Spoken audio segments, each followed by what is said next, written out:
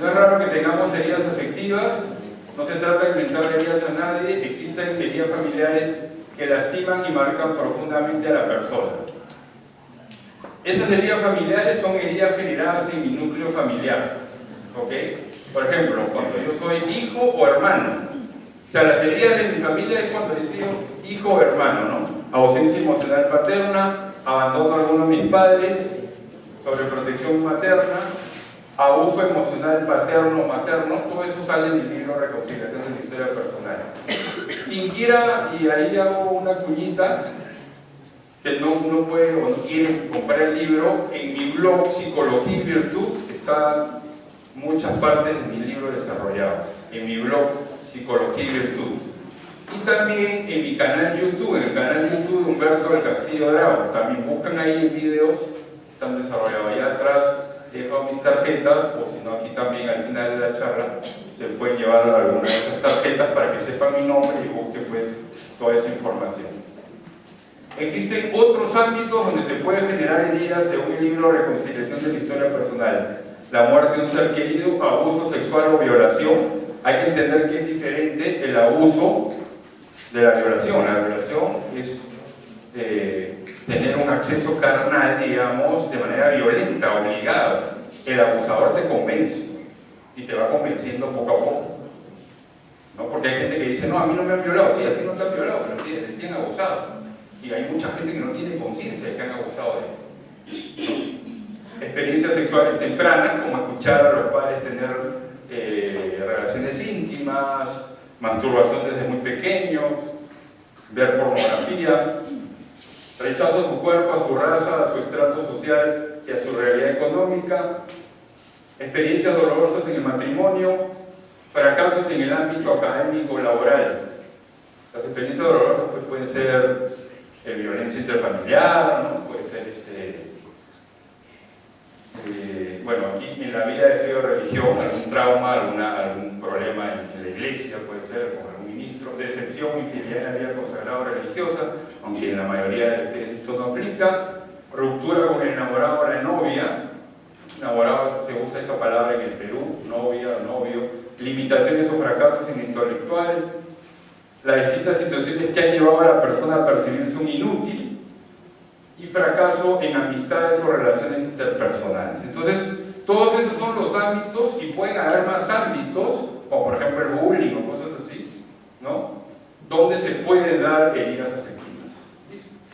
Las preguntas las vamos a dejar al final para entrar a esto. Frente a las heridas afectivas se aconseja ir trabajándolas poco a poco. Es necesario hacer un esfuerzo consciente por conocerlas e identificarlas. Entonces es importante trabajar en ellas, por todo lo que hemos mencionado. Es importante llevar a cabo un proceso de reconciliación. Yo digo, no es raro que ciertas heridas o problemas por reconciliar sean un obstáculo para la vivencia de la virtud y de la maestría personal, no entendido como señoría de sí mismo. Por ello la importancia de comenzar dicho proceso de aceptación, perdón y reconciliación. Recomendación importante, abrirse al proceso de reconciliación, que tiene 4 pasos. El reconocimiento, la aceptación, el perdón y la reconciliación. Esos son los 4 pasos del proceso de reconciliación que salen en el libro, que están en Psicología y Virtud, en mi blog, y que también yo los explico, como he dicho ya, en mi canal YouTube de Humberto del Castillo Drago. Yo estas charlas las hago talleres de 4 horas, de 6 horas, y es muy interesante avanzar ahora. Esto también se puede hacer de manera personal. Como digo, esa señora que tuvo la infidelidad de su esposo en 6 sesiones, está feliz, está muy contenta porque a los pocos días que acabó el proceso de reconciliación iba a cumplir 25 años de matrimonio. Imagínense la herida con la que iba a tener que enfrentar ella esos 25 años, ¿no? Entonces fue muy bueno. Entonces esos son los 4 pasos. Entonces vamos a explicar cada paso y dar recomendaciones. Lo primero es el reconocimiento de la herida. Es el primer paso de un proceso que me llevará a la reconciliación personal y por tanto a la realización personal, a la plenitud de la vida. Entonces, cuando hablamos de reconocimiento estamos hablando de detectar la herida. Bueno, ¿cuál es mi herida en este momento? Puede ser que la mayoría de ustedes no tengan una herida, pero puede ser que sí tengan una herida. ¿Cuál es la herida? una pelea, una bronca con un hermano, con una hermana, con un superior. ¿Qué cosas no estoy aceptando en mi vida? Hay que detectar ese herida. Hay que detectar eso que nos está doliendo. Hay distintos hechos y acontecimientos en nuestra vida que no aceptamos y que incluso no hemos reconocido ni siquiera. Por eso ese es el primer paso, reconocer que hay algo en nuestra vida que nos está generando tristeza, dolor, ansiedad, miedo o rabia. Yo diría que el termómetro para saber si algo es una herida o no es la emoción que tú sientes. Si tú dices que ya perdonaste a tu hermana con la que un día te agarraste a gritos y cada vez que la ves no la puedes saludar, ahí hay algo raro, ¿no? O si digamos, con un hermano tuviste una discusión y tú dices que ya lo perdonaste, pero cuando te hablan de él, tú te pones a hablar mal de él, a chismosear de él, algo raro está pasando, sientes rabia, sientes rencor, sientes odio, ¿no? Esa es una manera de reconocer. Es ser consciente de lo que me duele, es enfrentar el hecho aunque me duele, es reconocer mi herida, detectarla, enfrentarla, ¿no?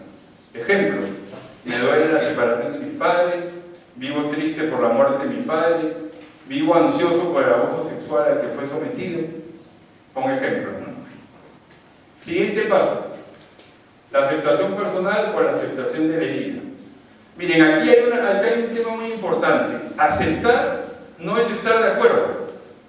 Yo a mis 10 años nunca iba a estar de acuerdo con que mi papá se muera, y yo le eché la culpa a Dios, porque era un joven, un niño de 10 años. Entonces, aceptar es admitir y asumir que algo pasó, que no existe el túnel del tiempo. Es decir, yo a mis 10 años no podía devolverme el día que mi papá se murió, es posible. Entonces, me pasó, me sucedió, admito ya, que somos así, que este o aquello es un hecho de mi vida personal. Hay situaciones que no controlamos, es más, yo diría que la mayoría de cosas no controlamos. Hay situaciones que pasan o pasaron. Soy así. Por ejemplo, la mamá católica, practicante, fervorosa, que su hijo viene y le dice que es homosexual. El chico es homosexual. Si fue por esto, no lo sabemos. Pero la mamá tiene una invitación a aceptar, es decir, asumir, admitir. Nunca va a estar de acuerdo. ¿Listo? Nunca va a estar de acuerdo. Desde su moral, desde su credo, del catecismo. Pero está invitada a asumir y admitir que su hijo es así. ¿No? Otro ejemplo. Yo puedo tener un padre borracho, golpeador. Yo ese padre borracho, golpeador, no lo voy a cambiar. Si él no quiere cambiar o mejorar. Lo importante es que yo asuma y admita que mi papá tiene ese tema. Si niego la realidad, si me pongo de espaldas a la realidad, no saco nada. Es como con mi calva, por ejemplo. Con este ejemplo no les termina de quedar claro. Yo desde los 35 años comencé a perder el pelo, y nada con mis colegas calvos, sino simplemente para... Por el lado de mi padre, aunque dicen que es por el lado de la madre, ¿no? Por los dos lados, todo calvo. ¿Por qué hacer eso? Entonces yo puedo hacer varias cosas. O me implantaba pelo, ahora debe ser más barato. No lo sé. Me implantaba pelo como mi gran ídolo del fútbol peruano, Teófilo Cubilla, que jugó en Portugal, para los más entendidos, se implantó pelo, y tú ves ahora, tiene 70 años, que parece de 40, Teófilo Cubilla. Hay un obispo que yo conocí, muy respetable, que usaba bisoñé. Dos maneras. Yo no sé si ya se han aceptado o no. Para mí más barato, más fácil, más dentro de mi línea, asumo y admito que soy calvo por familia.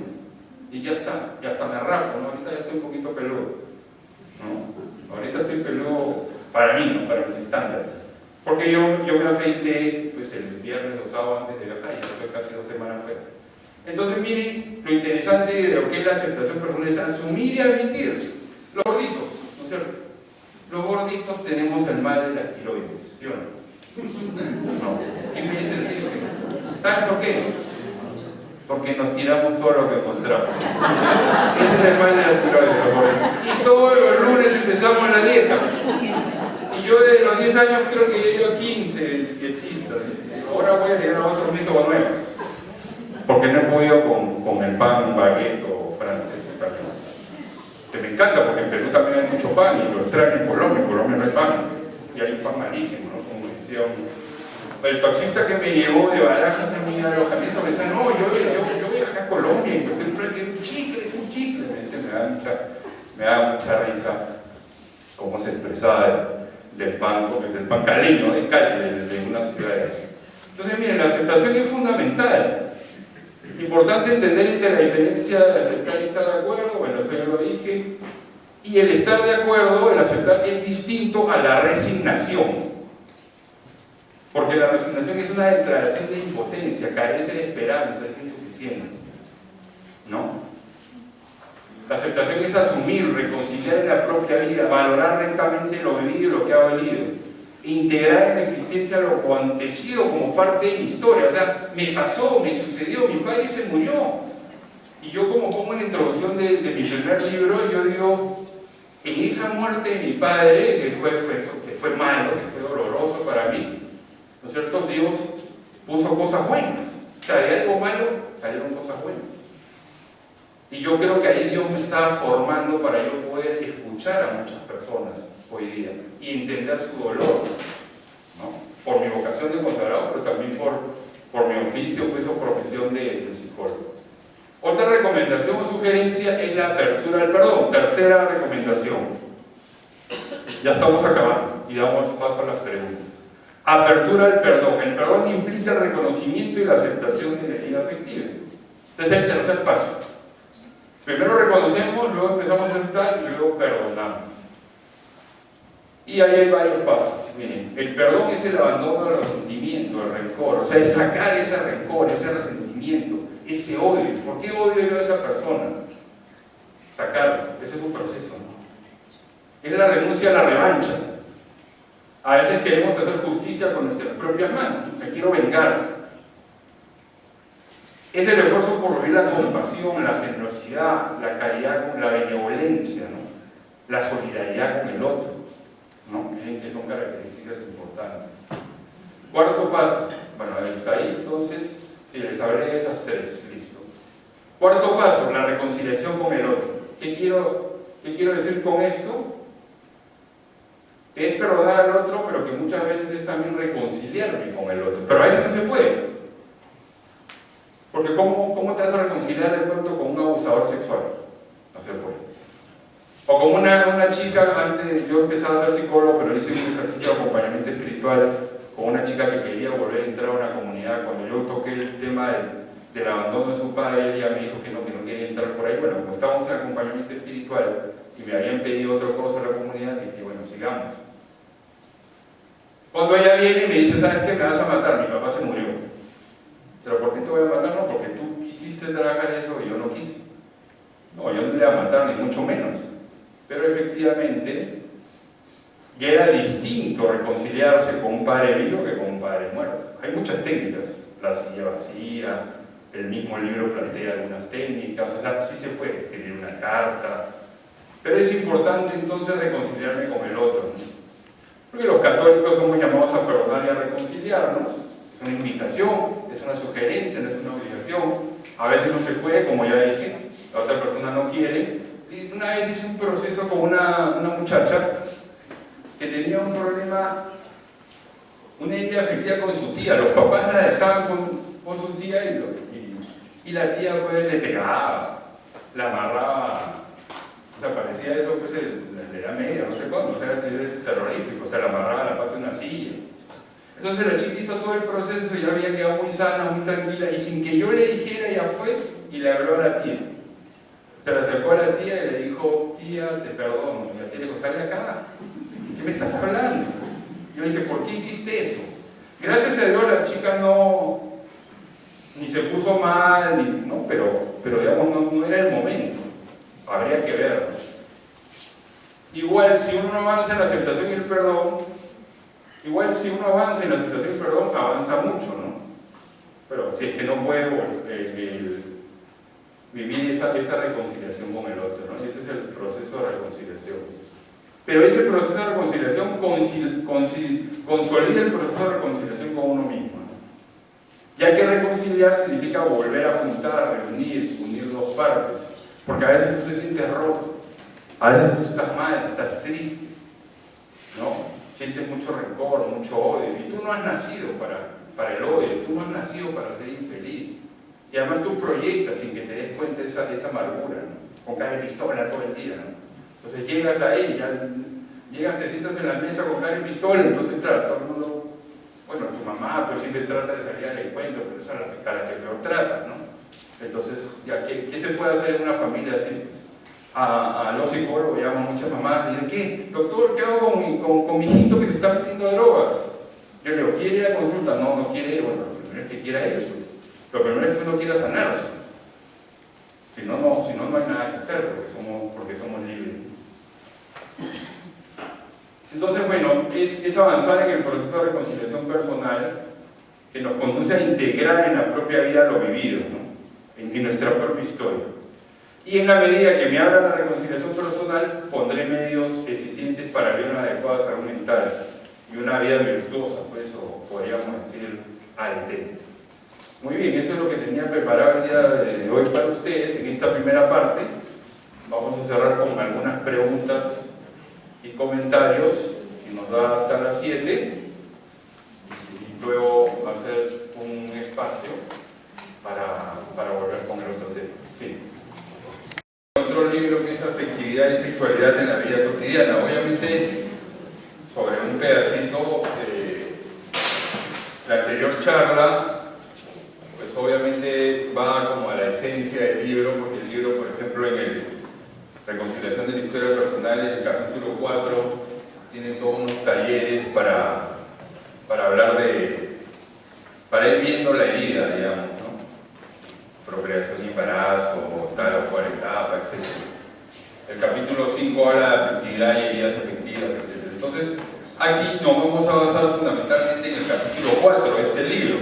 Pero es obvio que el libro tiene muchos recursos para todo lo que es la madurez emocional, afectiva, etc.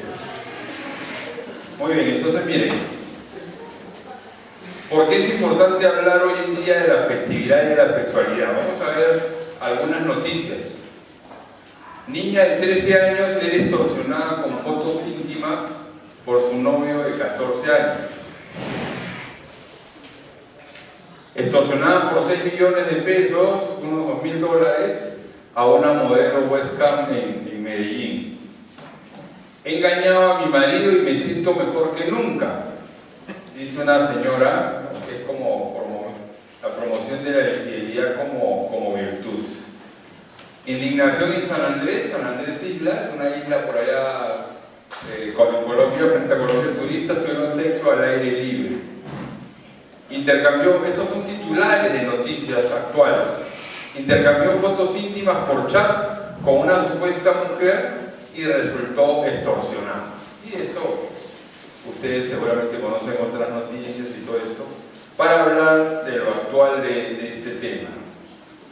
Entonces miren, hoy lo más común es confundir sexualidad con genitalidad, o sexualidad con tener sexo, con tener relaciones íntimas.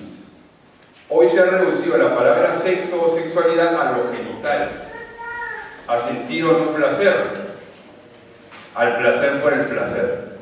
Por eso es que es importante recordar la verdad de este término, o sea, qué cosa es la sexualidad. Hay que mirarlo con objetividad y de manera integral, ¿no? Entonces, como venía diciendo en el libro, y para los que lo tienen ahí, ese es el capítulo 4, que habla de la sexualidad.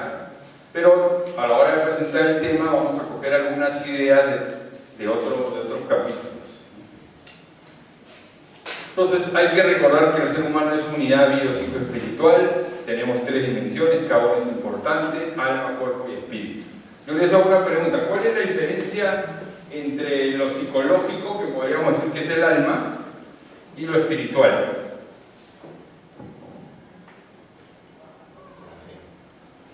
O sea, en lo espiritual está la fe. Y en lo psicológico, por ejemplo, ¿qué podríamos decir que está? La mente. ¿Perdón? La mente. La mente, los criterios, las emociones, los sentimientos. ¿Qué más hay en el aspecto, en la dimensión espiritual? Lo que es el religioso está Dios. Es el punto de contacto con Dios, etc. Bueno, y en ese orden de ideas, para los les hice un regalito, esta estampita aquí. Este es San José de la Montaña. Este está en Barcelona. No sé si alguien ha estado por ahí, en el santuario de San José de la Montaña. Este es uno de los santos patronos del centro de Haití, entonces los que se lo quieren llevar, ahí se lo dejamos con una oración, ahí está la página web, por si acaso. ¿Listo? Es un regalito a los que perseveraron,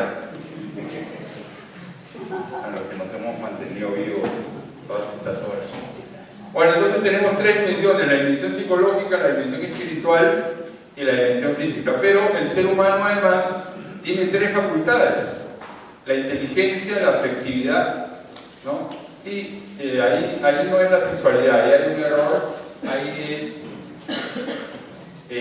lo cognitivo, lo conductual, el comportamiento. Entonces miren que aquí es muy interesante, porque entonces yo tengo tres dimensiones y tengo tres facultades. Entonces no soy simplemente una cosa, no soy un objeto sexual, no soy solamente un animal racional, sino que yo pienso, siento, tengo unas necesidades físicas, tengo un espíritu que puedo trascender, que tengo unos valores, que estoy invitado a vivir la virtud, y además pienso, siento y actúo, unos comportamientos. Entonces, entender las tres dimensiones y las tres facultades es muy importante para entender que no somos un objeto, no somos un perro o una gata pues, que no puede contenerse sexualmente. Ese es un tema muy importante. Nuestra sexualidad genitalidad es una tendencia que podemos manejar, encauzar y controlar. Pero controlar en el sentido de encauzar, ¿no? de tomar una decisión sobre eso. Y la genitalidad humana no es un instinto ciego, ¿no? Entonces, son cosas que hay que entender y comprender. Y que todo ser humano está invitado a la madurez afectiva sexual. Cada persona puede ir avanzando en dicha madurez afectiva y sexual. El problema con todo esto, ahí van anotando sus preguntas, porque como en el anterior charla igual voy a dar espacio para las preguntas. El problema con todo esto es que en nuestra sociedad actual hemos pasado de un extremo al otro. De ver el sexo como un tabú, ¿no es cierto? Gente pues, de 50 años o un poco menos, a nosotros no se nos enseñaba el sexo, la sexualidad, ni en la casa ni en el colegio. Por lo menos a mí me tocó eso. Entonces, ¿dónde aprendió uno eso? Con los amigos, en el barrio. Y uno lo aprendía de pronto groseramente, inadecuadamente. Uno aprendía lo que realmente uno pues entre los amigos. Entonces, ver al sexo como un tabú, como algo feo, sucio, que hay que esconder y reprimir. El segundo extremo es ver el sexo como algo puramente corporal, físico, genital. Nos cosificamos y cosificamos a los demás. Muchos son los que dicen que lo único que interesa es el placer y pasar bueno. Entonces vamos a seguir avanzando con estos temas. ¿Hasta ahí hay alguna pregunta? ¿Alguna pregunta, comentario? Listo, entonces vamos a hacer una actividad para animarnos un poquito. Profundicemos en lo que es la sexualidad y su relación con la afectividad.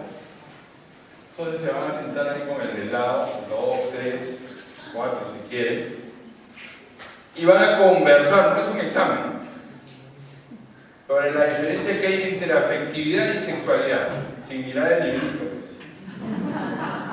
Si quieren buscan en internet, pero no miren el librito. Conversen con el de al lado o de grupos de 3 o 4 sobre la diferencia entre afectividad y sexualidad.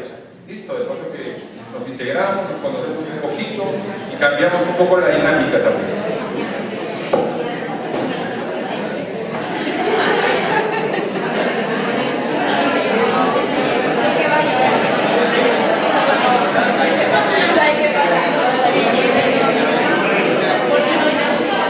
Los grupos que no sean muy grandes, por favor, si no después no hablan.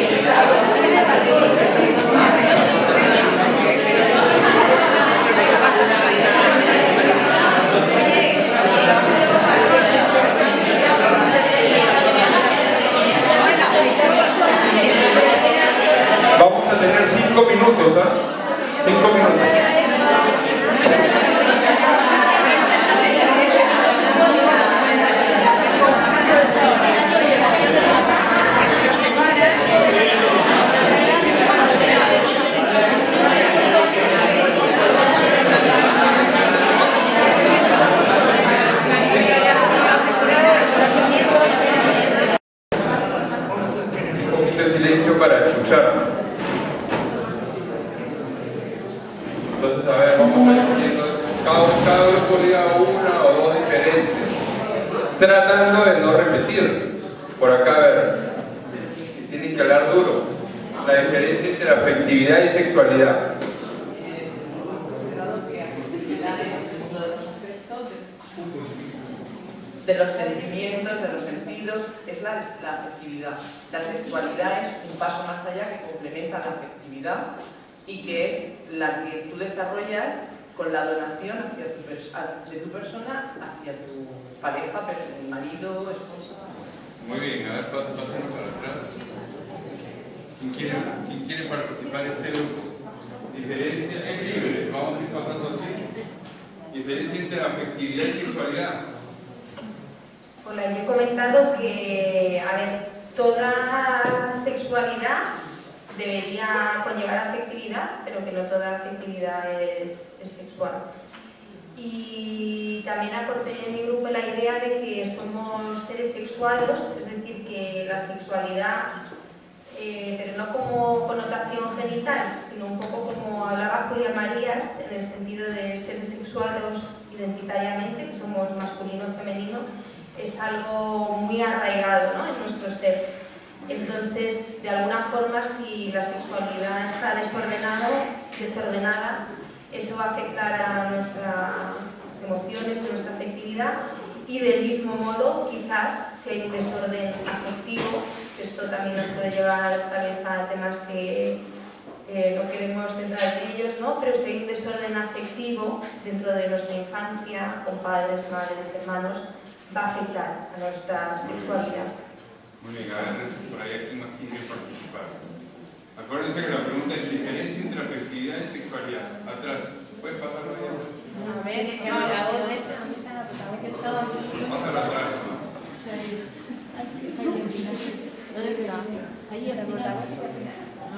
Diferencia entre afectividad y sexualidad. ¿Hay ningún grupo? Lo hemos dicho todo. A ver, escuchemos, por favor. Bueno, nosotros hemos comentado un poquito de lo mismo, porque pensamos que bueno, la afectividad puede tener afectividad por persona, por un perro, por lo que sea. Y realmente luego la sexualidad, si hablamos, bueno, hemos hablado que hay distintos grupos, porque hoy por hoy, ahora ya no ves solamente grupos de jóvenes, chicos o chicas, sino incluso de nuestra edad, ya hay muchísima gente divorciada, separada, y ya ves grupos de 50 años que solo se ven chicos y chicas. Y puede haber gente que busque eso solamente, a nivel de la sexualidad. Pero como es verdad que dentro del matrimonio, pues vemos eso, que no puede separarse las dos cosas, ¿no? Porque la sexualidad solamente en el matrimonio por sexo no lleva a nada, sino que tiene que tener una afectividad con la persona y realmente, pues eso, donarse uno al otro. Acuérdense que en la anterior charla nosotros definimos afectividad como capacidad de vibrar interiormente y capacidad de querer. O capacidad de amar, de servir, de donar. Nosotros todavía lo pasamos un poquito rápido, pero ahí ya se había dado una clave. Voy a pasar el micrófono por acá y que vaya bajando a ver quién más quiere participar. Diferencia entre aquí y por aquí. ¿Ustedes no quieren participar? A ver. Diferencia entre afectividad y sexualidad. Bueno, supongo que partiendo de su definición de que la afectividad sería una forma como algún tipo de resonancia o de vibración interior que tenemos, quizá la sexualidad es la definición más sencilla. Podría ser de alguna forma una vibración que no tuviera, pero quizá una parte un poco más íntima, quizá más genital o bueno. O quizás también, definiendo de otra manera, podríamos entender que la sexualidad es algo más exclusivo, que uno de alguna forma decide con quién tener esta experiencia sexual, mientras que la afectividad, por la media interacción con una persona ya se da. Muy bien, gracias. ¿Quién más quiere participar? Muy bueno que vayan dando sus ideas porque todos hemos venido a aprender, ¿no? Los saberes previos son importantes. ¿Alguien más ahí? Bueno, nosotros hemos estado hablando de que no hay que decir que la sexualidad es la expresión corporal de esa sexualidad, solamente reducirlo a eso, al acto sexual en concreto, sino que la sexualidad es la identidad que se refleja en nuestro cuerpo corporal de hombre o mujer. Entonces, lo que decíamos es que tú expresas tu sexualidad también con la afectividad, amando como hombre o amando como mujer. Entonces, si hay un problema con tu sexualidad, no estás conforme con tu sexualidad, eso te va a afectar a todos los niveles, porque vas a tener un conflicto afectivo y identitario también. Entonces, esa es la afectividad, sería la expresión de esa capacidad de amar y cómo se ama, y la sexualidad está dentro de la identidad, que cuando se expresa sexualidad corporalmente es un acto sexual, pero no se puede reducir solo a eso. Muy bien, gracias. ¿Alguien más quiere participar? Bueno, entonces ya hemos reconocido pues algunas cosas, no, todas muy importantes, pero hay que hacer algunas diferencias pues porque la idea es aprender y abrirnos a otro conocimiento aquí. Bueno, ¿qué es la sexualidad? La sexualidad es un aspecto constitutivo de la persona, una dimensión básica de la persona humana innegable e irrenunciable, ¿no? Entonces la sexualidad no solamente es genitalidad, la sexualidad no solamente es tener sexo, la sexualidad no solamente es sentir deseo o excitación sexual, ¿no? Entonces ahí ya miren, hay un aprendizaje, ¿no? Sexualidad como aspecto constitutivo de la persona, como dimensión básica de la persona, forma parte del entramado, ¿no? De esa integración, de esa unidad psicobiológica espiritual de todo ser humano. Entonces no hay nadie que carezca de esa dimensión sexual ni que pueda prescindir de ella. Por eso decimos que la sexualidad es un elemento básico de la personalidad. Por eso es que podemos definir la sexualidad como un modo propio de ser, de manifestarse, de comunicarse con nosotros, de sentir, de expresar y vivir el amor humano. Es parte integrante del desarrollo de la personalidad y de su proceso educativo, ¿no? Entonces miren, muy importante entender que la sexualidad no es solamente genitalidad, sino que es un modo propio de ser, de manifestarse. Entonces, digamos, si soy un ser sexuado, ¿no es cierto? Si tengo yo una sexualidad, eso se va a manifestar en mi dimensión psíquica, en mi dimensión física y en mi dimensión espiritual. No es lo mismo como hace, por ejemplo, oración una mujer que un hombre, ¿no? Y además también ahí hay rasgos culturales, etc., ¿no? Entonces, la sexualidad abraza todos los aspectos de la persona en la unidad inseparable biopsicoespiritual, así como la inteligencia, la afectividad y voluntad, ¿no? Su capacidad de amar y procrear. ¿Listo? Entonces, ¿qué cosa quiero decir con esto? Que, por ejemplo, existe unidad e integración entre la afectividad y sexualidad, o entre la inteligencia y la sexualidad. El hombre es unidad inseparable, ¿no? O sea, no puedo decir, bueno, yo por un lado tengo sexo con quien sea, ¿no? Y no interesa si amo a esa persona, si la quiero o no. Pues sí, lo puedo hacer. Y aquí no vamos a decir si eso es pecaminoso o no, si eso es inmoral, no nos vamos a meter por ahí, sino que, porque esto no es una clase pues de moral, de catecismo, como ya hemos dicho, sino aquí hoy venimos a ver la parte antropológica, la parte de la naturaleza humana, la parte, digamos, de la psicología, pero una psicología integral, ¿no? Entonces el hombre piensa, siente y actúa. Entonces volvemos a decir lo que decíamos en la introducción, que la genitalidad no es un instinto ciego. O sea, tú, para digamos, vincularte afectivamente con alguien, ¿no es cierto? Claro, partes de una afectividad y partes de una sexualidad, pero eso hace parte de una decisión. Por eso yo digo ahí, puede tomar decisiones y de hecho las toma. Hay que entender o volver a recordar la definición de afectividad que hemos venido dando pues ahora en la primera charla. Capacidad de vibrar y resonar interiormente. También dijimos que es una capacidad de amar y querer, capacidad de donación y entrega. Entonces, la sexualidad es un modo de proceder, es una manera de vincularme, es una manera de relacionarme, y la afectividad es una capacidad de resonar interiormente, es la capacidad de amar y querer. Entonces, el hombre o mujer, cualquier hombre o mujer, somos seres sexuados y somos seres afectivos.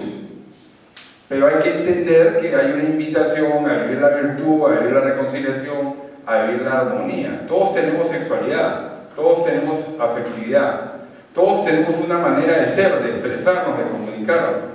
Todos tenemos una manera propia y particular de vibrar interiormente, de resonar interiormente. Entonces, cuando uno tiene un amigo o una amiga, sin hablar de algo erótico, digamos, sino simplemente de una amistad, ahí hay un amor, hay un cariño, hay un vínculo, hay una amistad, hay unos sentimientos que están en juego, ¿no? Pero claro, esa amistad se puede erotizar, ¿no? Cuando comienza, digamos, un deseo sexual, cuando empieza también una atracción física, ¿no? Y eso no necesariamente es malo ni pecaminoso. Yo creo que eso pasa, eso sucede, ¿no? Entonces hay que entender que somos seres afectivos y que somos seres sexuales. El problema de los católicos, problema pues entre comillas, hay católicos practicantes, digamos, que se culpan, ¿no es cierto?, porque cometieron una infidelidad o porque tienen un tema de autoerotismo, y eso es normal, que sientan culpa porque según su manera de entender las cosas, eso es un pecado, sí, pero el problema es cuando esa culpa los hunde, ¿no? Los hunde más y más. Por eso es que yo muchas veces en mi charla yo digo que yo muchas veces he tenido consultantes, he tenido pacientes, ¿no es cierto?, de comunión diaria. He tenido pacientes que son adictos sexuales de comunión diaria. La gente que reza 1 hora al día, que ora 1 hora al día, que va a la misa todos los días, y que el fin de semana se gasta todo su sueldo, o la mitad de su sueldo, o una buena parte de su sueldo como prostituta. O que va a misa en la mañana y en la tarde, o en la noche, cuando todo el mundo se acuesta en su casa, se pasa 3 horas viendo pornografía. O sea, hay una ruptura entre su afectividad, entre sus valores y su sexualidad. O sea, no hay una coherencia. Y se autoculpan, y se culpan más, y esa culpa los hunde más. Entonces, y digamos, ahí, ya digamos, desde la dirección espiritual, o desde la confesión, a un católico que es practicante, pues tiene que haber una educación, una revisión a psiquiatría, o a psicología, mejor dicho, ¿no es cierto?, para que trabaje ese tema porque muchas veces es un problema o es un tema de madurez afectiva. ¿Listo? Entonces, la sexualidad supone la afectividad y la afectividad supone la sexualidad. No se pueden separar.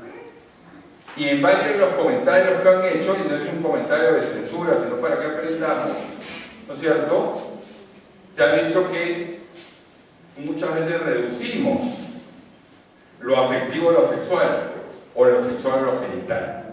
O sea, se entiende, cuando yo digo sexo, cuando yo digo sexualidad, se entiende relaciones íntimas, y la idea es ampliar ese concepto. Pero no desde lo moral, sino desde la sexualidad. El hombre, ¿no es cierto?, que quiere ser mujer, ¿no es cierto?, y la mujer que quiere ser hombre. Pero el problema está aquí, en la orientación sexual. Nace el impulso sexual sin el cual no se definiría ninguna orientación, y requiere la definición del objeto sexual, es decir, hacia quién genéricamente se dirige esa atracción. Definitivamente esto se va generando. Yo lo he visto, como digo, en más de 100 casos, donde el chico que tiene una ausencia, emocional paterna, él va a buscar ese papá. Y cuando busca ese papá, ¿no es cierto?, se va a erotizar esa relación con un chico de su edad. Y hoy en día entonces, porque digamos, y muchas veces ese deseo va creciendo y va avanzando, ¿no? Pero ¿dónde está el papá, pues? ¿Y dónde está la mamá? ¿No? Entonces ahí hay que entender esa diferencia que es importante, ¿no? Identidad sexual y orientación sexual. O sea, una cosa